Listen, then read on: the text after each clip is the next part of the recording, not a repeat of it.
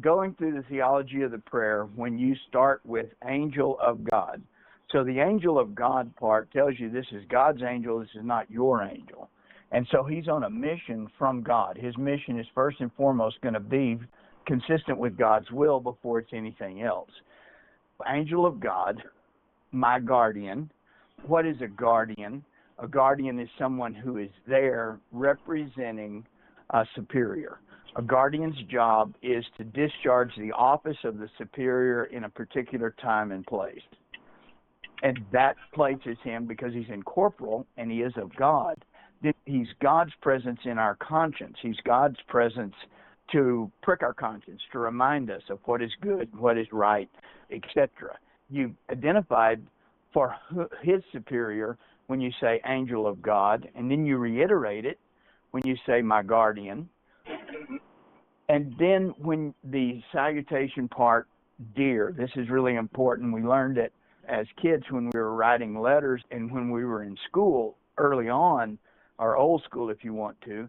But when you address a letter, dear so-and, dear Kate, what you're saying with dear Kate is I'm extending my desire for relationship.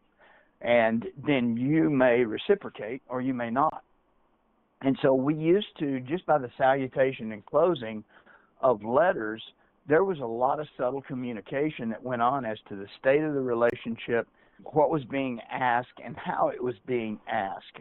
And angel of God, we've identified him as God's operative. Angel of God, my guardian dear, his job is to guard us on behalf of God the Father, to be God the Father's presence to us. It's not my protector, it's not my champion, it's not the one who insulates me from all evil. That's not what's being said. Guardian has a very specific meaning. To whom God's love commits me here. And so there is a joining there. It's a charitable, God's love. God, this is a function of charity. This is a function of God extending his presence to us in the incorporeal, in our conscience, in our being. Ever this day be at my side. So that is an invitation by us, an openness that we would like for the guidance, the guardianship. We are inviting him. So it's an invitation. Ever this day be at my side to light, to guard, to rule, to guide. So let's go through that. To light.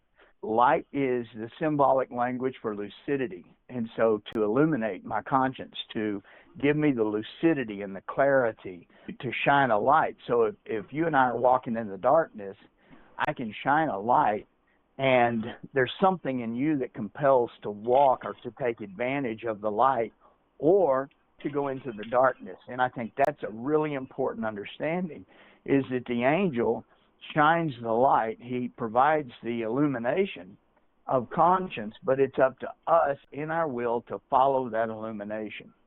To light, to guard. What is it to guard? To stand between you and evil, or to stand between you and sin, but this does not keep us from doing it. It does not prevent us any more than shining the light. And this is the guarding, light, to guard, to rule. What is it to rule? So to rule is to state the principle. And the power and authority, one may have the authority and may discharge the authority, but it's always an option for the subject not to follow. So to rule is going to make clear the governance of God, the governance of salvation. But again, we have the election in our will, free will, not to follow it. To light, to guard, to rule, and then to guide. What is it to guide? To go ahead.